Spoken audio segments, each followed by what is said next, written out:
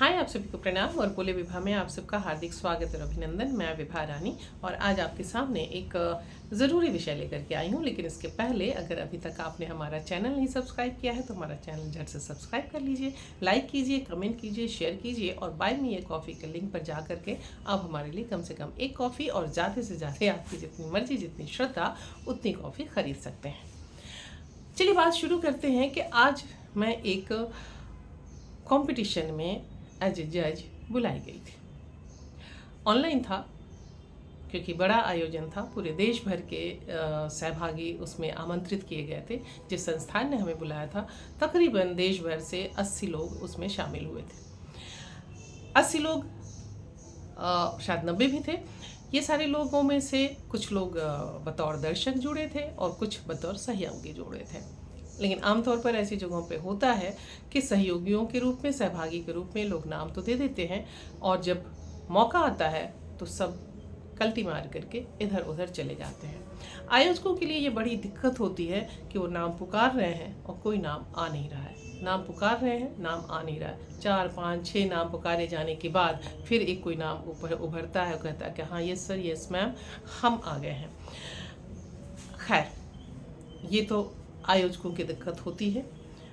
उसके बाद जब सहभागी अपनी प्रस्तुति करते हैं, अक्सर मैंने इसमें देखा है कि वे बिना किसी तैयारी के आते हैं। विषय रहेगा आम, वे बोलेंगे इमली, लताम, अमरूद, केला, कटहल, जामुन, सब कुछ पर बोल जाएंगे, विषय पे नहीं बोलेंगे। दूसरी बात, वे ये सोच के आते हैं कि हम कुछ भी बोल दें सब चलता है। तीसरी बात, वे ये सोचते हैं कि हमने तो कविता पढ़ने के लिए हमें बुलाया गया है, हम कविता पढ़ देंगे। और चौथी बात कि हमने जो पढ़ा उस पर हमें इनाम तो मिलना ही चाहिए। मेरा सवाल उस पर और मेरी बात सिर्फ उसमें यही है कि जिस तरीके से हम अपने घर के बच्चे की तैयारी कराते हैं, आप याद कीजिए जब हम उसके इंटरव्यू, स्कूल में एडमिशन के इंटरव्यू के लिए जब प्रेप में रहता है बच्चा, नर्सरी में जाने के लिए होता है, तब भी उसके लिए उसकी हम ढेर सारी तैयारी करवाते हैं और फिर उसको लेकर के जाते हैं। वो दिन है और उस दिन से लेकर के आखिरी दिन तक जब वो अपने कैरियर में जाता है, तब भी हम उसको कहते हैं कि भैया ये तैयारी कर ली कि नहीं, बच्चे वो तैयारी की कि नहीं, इस इवेंट की तैयारी की या नहीं, उस सब्जेक्ट की तैयारी की नहीं, ड्राइंग की तैयारी की कि नहीं, सिंगिंग की तैयारी की कि नहीं, पता नहीं जितने भी तरह के प्रोग्राम्स में हम उनको डालते हैं सबकी उनकी तैयारी करवाते हैं।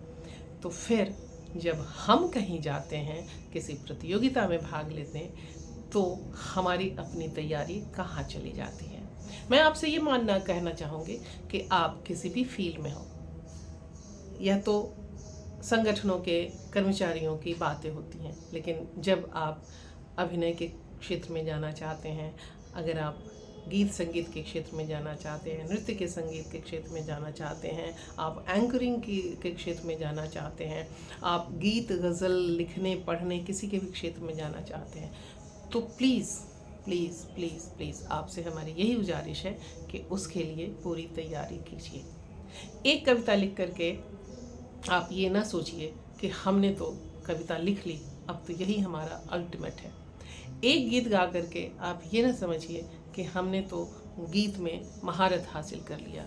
एक कहानी लिख करके ये ना समझे कि हम तो चरणधर शर्मा गुलेरी हो गए, उसने कहा था, अब इससे आगे क्या। तैयारी जिंदगी की है, आपकी है, आपके अपने होने की है। अगर हम अपनी तैयारी में सीरियस नहीं हैं तो वह भी हमें सीरियस नहीं लेगा और हमें अपना कुछ दिखे या ना दिखे, सामने वाले को दिख जाता है कि हम कितने पानी में हैं। तो आप आइए, हर चीज़ में जिसमें आपकी रुचि हो उसमें पार्टिसिपेट कीजिए, हिस्सा लीजिए, लेकिन उसके पहले उसकी तैयारी कीजिए। और आजकल तैयारी करना कोई बहुत मुश्किल काम नहीं है। ढेर सारे ऑनलाइन ऑफलाइन क्लासेस हैं, ट्यूशन्स हैं। मैं खुद तैयारी करवाती हूँ, ऑनलाइन थिएटर, सोलो थिएटर की तैयारी करवाती हूँ। ऑनलाइन ढेर सारे लिटरेचर मौजूद हैं, उन लिटरेचर को आप पढ़िए। ढेर सारे म्यूज़िक हैं, डांस हैं, पता नहीं आप जिस भी फील्ड में खाना बनाने के लिए, आप जिस भी फील्ड में जाना चाहेंगे उस फील्ड के लिए आप ज़रा सा गूगल टाइप कीजिए, आपको ढेर सारे ऑप्शन मिलेंगे। उनको देखिए, उनको पढ़िए, समझिए और उसमें क्या आपको लेना है, क्या छोड़ना है, और उनसे लेकर के छोड़ते हुए में आप अपने ओरिजिनल फॉर्म में क्या लेकर के आते हैं, यह देखना बहुत ज़रूरी है। तो कहीं भी जाने से पहले तैयारी ज़रूरी है। आखिर को जब आप घर से बाहर निकलते हैं तो घर के कपड़ों में तो नहीं जाते हैं ना। आप पहले तय करते हैं कि मार्केट जाना है, सामने ठेले वाले से सब्ज़ी लेनी है, या फिर किसी के बर्थडे में जाना है, या शादी में जाना है, या फिर कहीं किसी के फेयरवेल में जाना है।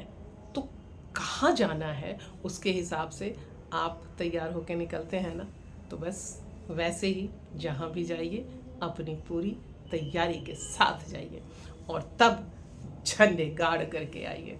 तो बस मिलते हैं फिर किसी और समय किसी और विषय के साथ। अगर आपके मन में कोई विषय हो जिस पे मैं बात कर सकती हूँ और अगर वो मेरे मन के अनुकूल हुआ तो मैं उसे ज़रूर उस पर बोलना पसंद करूँगी। आप कमेंट बॉक्स में उसे लिख करके ज़रूर भेजिए। मुलाकात होती है। नमस्ते, प्रणाम, अपना ख्याल रखिएगा, क्योंकि आप हैं तो हम हैं।